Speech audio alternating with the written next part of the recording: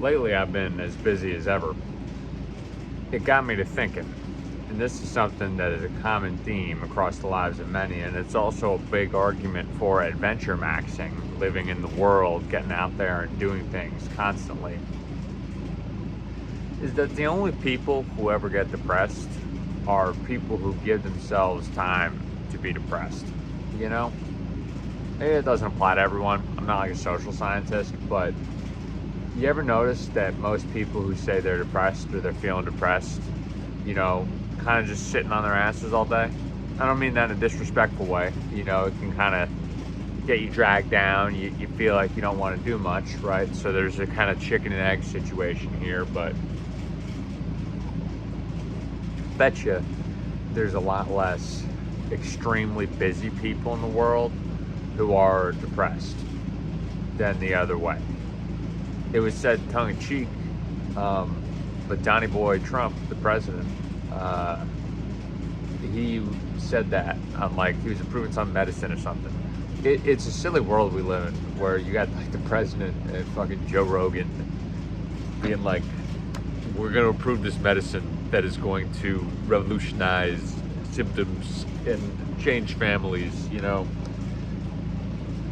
I thought it was actually pretty cool. If the stuff works, that's great, because there's a lot of people who deal with mental health issues. But, I was working from home for a while, and when I was working from home, I would get really stuck in a rut, stuck just being like, oh, what am I going to do today? Oh, wow, nothing's going to work out, blah, blah, blah. I wouldn't call it being depressed. It actually is one of the things that inspired me to start this YouTube channel. It was really like, I need to fill my time with shit. When you don't fill your time with shit, you just slowly like sink into this melancholy and despair in life. It's fucked up. It is. Because we're really meant to be like moving, doing stuff. Adventure maxing, as I speak about so infrequently on this channel. We're meant to be out there. Even if you're not adventure maxing, going to the office, working a second gig, spending time with your friends or whatever, you should really be living your days to the point where there is no gas in the tank left at the end of the day, right? Like that's that, in my opinion, that insomnia, that trouble falling asleep, is people who live their lives with like a full tank of gas left in the day and just can't fall asleep. And then once you can't fall asleep, you're in your head about like, I should be falling asleep right now, blah, blah, blah, blah, blah, blah. You gotta be adventure max and living life to the fullest, and even just working your tail off or doing something else. You gotta be an object in motion, because otherwise you're just gonna stagnate and you're gonna get depressed, and they're gonna try to send you to talk to some fucking therapist who doesn't know jack about you or your situation, and then they're gonna give you all these medicines, keep you on the wheel, That you see too.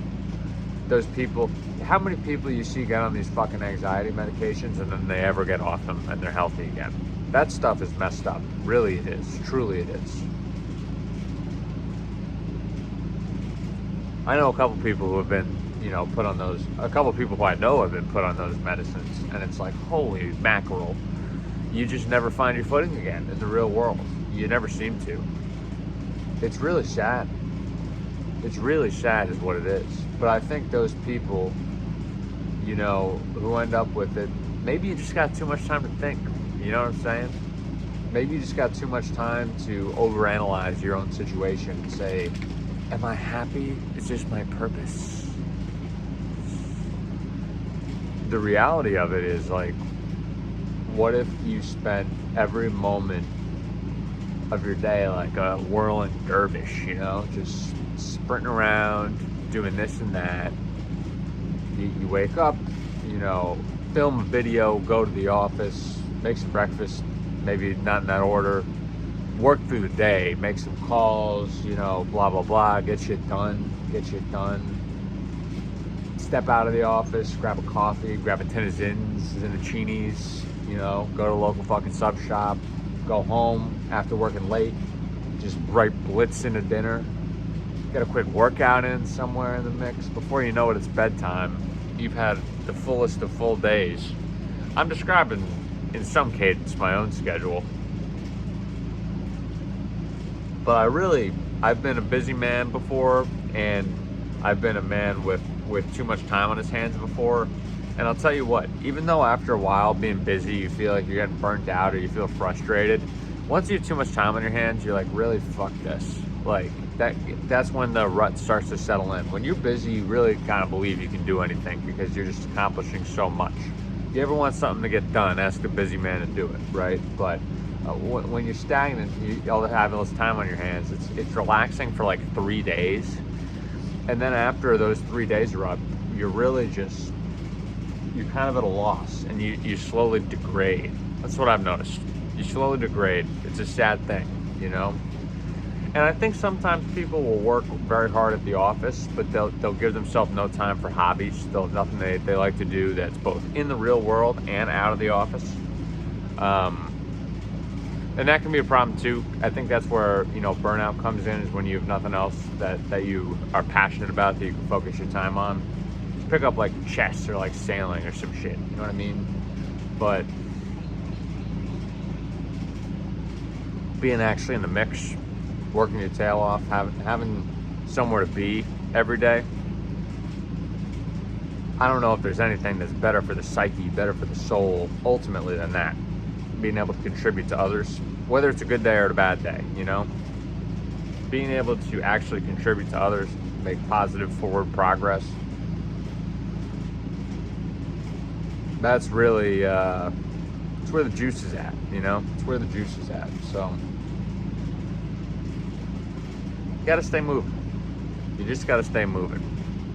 It's like when you're running a long distance. I used to be a bit of a runner. I don't like doing it as much anymore, but I appreciate why others do it, right? Back when I was a bit of a runner, once you would stop running, like let's say you've run for, you know, 3 or 4 miles and you get tired and you just kind of stop, you come to a halt.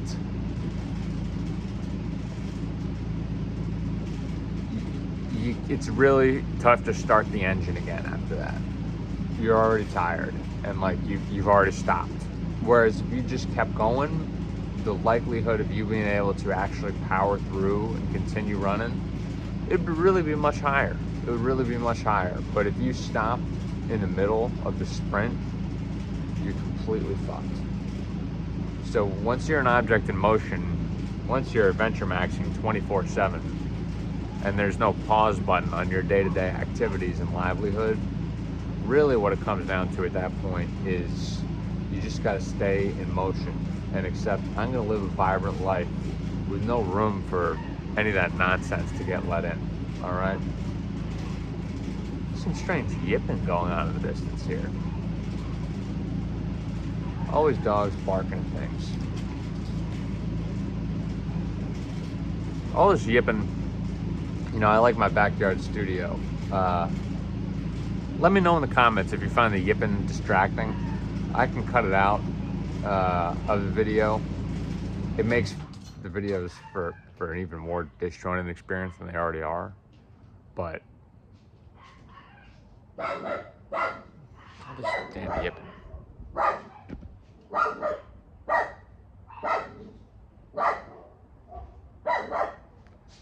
The funniest part about this is it's like 3 or 4 neighborhood dogs, and the first one starts barking at just something, and then the other bunch, they're just barking at each other for no particular reason. It's very goofy. Psychology of a dog. Melvin, come here. Come here, little buddy. Come here, little buddy. This is the big boy yipping offender here. Little boy Melvin. Gets his hair all standing up.